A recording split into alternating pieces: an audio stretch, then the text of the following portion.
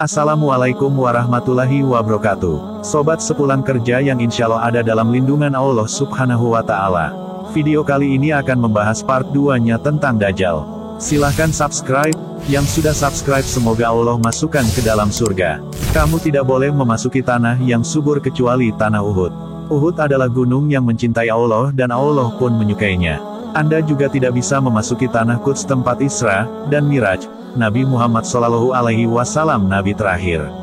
Inilah ilmu Allah untukmu yang ditulis oleh Jibril pembawa wahyu Amin al-Wahyi, dan beliau meninggalkan tulisan ini untukmu, di samping batu beser berbentuk cincin dari Jibril utusan Allah Tuhan semesta alam.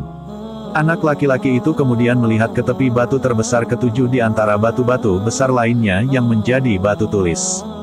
Di sana, ia menemukan sebongkah batu dengan warna yang indah. Tanahnya berwarna seperti dawa emas mengkilat yang biasa ditulis Jibril. Pada bongkahan batu tersebut terdapat tulisan pengingat Allah Subhanahu wa Ta'ala. Dan kami tidak menghukum sampai kami mengutus seorang Rasul. Quran Surat Al-Isra ayat 17. Ini merupakan tanda dan isyarat bahwa tanah tersebut tidak berasal dari pulau. Nyatanya tanah tersebut tidak berasal dari bumi manapun. Hanya Tuhan yang lebih tahu. Tintanya tersisa sekitar satu telapak tangan anak itu. Meski begitu, ukurannya tidak sama dengan 3 telapak tangan manusia rata-rata. Hewan besar itu mulai menjelaskan maksud dari tulisan tersebut dan juga diberitahu bahwa sang anak diberi kebebasan untuk memilih jalan hidupnya di masa depan. Apakah dia ingin menjadi orang baik atau orang jahat di masa depan? Jika ia menjadi orang baik, maka ia akan menjadi orang biasa dan raja yang beruntung. Namun jika dia memilih menjadi orang jahat, maka dia akan menjadi orang yang mengaku-aku Tuhan yang berkuasa dengan kerajaan atau kekuasaan atas alam jin dan setan kafir dan mereka adalah makhluk ciptaan Tuhan. Dia akan menjadi raja yang menguasai dunia manusia, sedangkan kamu adalah salah satunya. Dia akan memerintah namun hanya menjadi raja dalam waktu singkat. Apa yang akan terjadi pada akhirnya hanya Tuhan yang tahu karena semuanya ditentukan olehnya. Dan tidak ada seorang pun yang mengetahui akhir dari segala sesuatu kecuali Allah Subhanahu wa Ta'ala.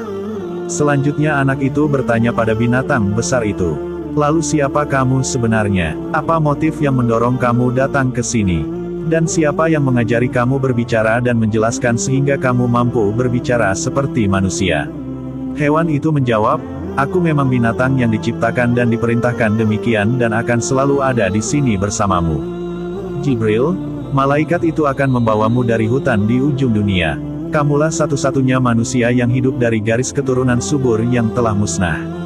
Aku juga bertugas menjaga dan merawatmu saat Jibril tak ada. Aku disuruh tinggal di pulau ini bersamamu hingga kau menentukan pilihan hidupmu. Kematianku di sini bersamaan dengan keluarnya kamu menuju pilihanmu. Binatang itu berkata bahwa ia diperintahkan untuk berbicara kepadanya. Kemudian setelah itu dia akan berdiam diri dan hanya mengeluarkan suara-suara binatang seperti biasanya. Dia tidak akan berbicara untuk kedua kalinya kecuali anak itu keluar dari pulau pada akhir zaman sudah dekat. Mungkin dalam jangka waktu tersebut, terserah pada Tuhan untuk memutuskan. Mungkin saya bisa berbicara lagi dengan Anda, sesuatu yang gaib tidak dapat diketahui oleh semua makhluk.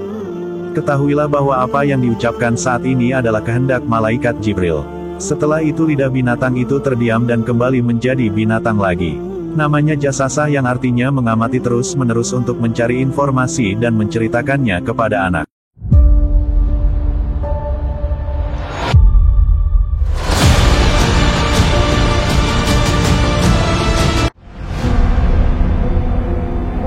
Singkat cerita, ketika sudah semakin besar, ia memutuskan keluar dari pulau itu dan mengembara kemana saja. Sampai suatu ketika ia bertemu dengan Nabi Ibrahim, Nabi Musa, dan Nabi Isa. Dalam pertemuannya dengan Nabi Musa, ia awalnya menjadi pengikutnya. Namun, di balik pertemuan itu ia memiliki maksud jahat. Karena kekagumannya pada Nabi Musa, ia menggunakan nama Musa. Namun, untuk membedakan ia dengan Musa dari Mesir, Nabi Musa Red, dia memakai nama Musa Samiri alias Musa dari Samirah, tempat lahirnya sewaktu masih di Palestina. Karena perbuatannya mengajak Bani Israel membuat patung anak lembu maka Musa AS selalu mengusir Samiri. Musa berkata kepada Samiri pergilah engkau jauh-jauh dari sini, engkau tidak berhak bergaul dengan siapapun dan tak ada seorang pun yang dibolehkan bergaul dengan engkau. Bila ada orang yang bertanya kepadamu mengenai halmu maka engkau harus menjawab, aku tidak dibolehkan mendekat seseorang dan siapapun tidak boleh mendekatiku. Inilah tindakan Musa yang amat keras dan tegas terhadapnya. Kemana Samiri akan pergi, tak ada tempat yang akan didiami karena sekeliling tempat itu hanya ada padang pasir yang amat luas dan tandus, tak ada sebidang tanah pun di gurun Sahara itu yang dapat didiami manusia. Sedang binatang liar dan buas pun akan merasa sulit dan akan menderita tinggal di padang pasir yang tak bertepi itu. Diriwayatkan bahwa Samiri setelah diusir oleh Musa, dia pergi dari tempat itu tanpa diketahuinya kemana arah dan tujuan yang akan dicapainya. Dia berpetualang di gurun Sahara yang amat luas itu dan tidak ada yang dijumpainya kecuali binatang-binatang buas dan liar. Maka terbuktilah apa yang dikatakan Musa kepadanya bila ia bertemu dengan seseorang menanyakan halnya dia harus menjawab, la misasa. Biarpun dia tidak pernah mengucapkan kata, la misasa, itu tetapi dalam praktek pengalamannya bertualang di padang pasir seakan-akan dia sendiri meneriakkan kata itu sehingga tak ada seorang pun yang berani mendekat kepadanya. Kemudian Musa mengucapkan kata-kata perpisahan kepadanya bahwa dia akan menemui hari yang tidak dapat dihindarinya yaitu hari kiamat, hari pembalasan di mana dia akan menerima balasan amal perbuatannya setimpal dengan besar dosa yang diperbuatnya. Kemudian Musa memerintahkan kepada Samiri supaya dia menoleh kepada Tuhan buatannya yang disembah dan dipujanya dan berkata, patung ini akan aku hancur leburkan sampai menjadi debu dan debunya akan aku sebarkan ke laut sehingga hilang lenyap tidak berbekas. Muhammad Isa Daud menyebutkan, sejak diusir itu, Samiri mengembara lagi ke berbagai tempat. Ia terus belajar mengenai sikap umat manusia dan mencari celah untuk menjerumuskannya. Dan beberapa saat sebelum kelahiran Rasulullah Shallallahu Alaihi Wasallam, Dajjal kembali ke pulau tempat ia dibesarkan oleh seekor makhluk berbulu tebal tersebut. Saat mendarat itulah, oleh makhluk tersebut, Dajjal disuruh berjalan ke bagian dalam gua. Saat membelakangi dinding gua itulah, Dajjal kemudian terpasung. Makhluk tersebut menyatakan, ikatan itu hanya akan bisa lepas saat waktunya telah tiba. Dalam penuturan Isa Daud, Dajjal terpasung selama lebih kurang 63 tahun. Sama dengan usia Rasulullah Shallallahu Alaihi Wasallam. Setelah bebas, Dajjal kembali mengembara. Puncaknya, ia pergi ke segitiga Bermuda dan akhirnya bertemu dengan setan. Ia sangat diagungkan oleh setan dan keduanya membuat perjanjian bersama untuk menghancurkan umat manusia dan memalingkannya dari menyembah Allah Subhanahu wa Ta'ala, Tuhan yang Maha Esa. Berdasarkan keterangan Muhammad Isa Daud, hingga hari ini Dajjal masih hidup. Kendati usianya sudah lebih dari 4.000 tahun, tetapi fisiknya masih tetap muda dan tak ada yang bisa menandingi kekuatannya hingga turunnya Isa Al-Masih, putra Maryam, yang akan membunuhnya.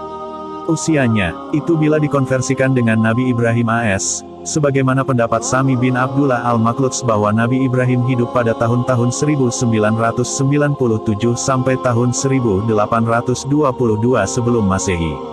Panjangnya usia Dajjal ini, karena ia merupakan satu dari 3 orang yang muntashar ditangguhkan, atau dipanjangkan umurnya, yakni setan, Nabi Isa alaihi salam, dan Dajjal. Dan hanya Nabi Isa alaihi salam yang mampu mengalahkan dan membunuh Dajjal.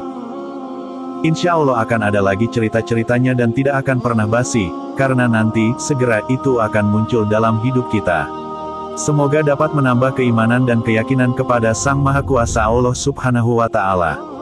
Jazakumullah. Jangan lupa subscribe,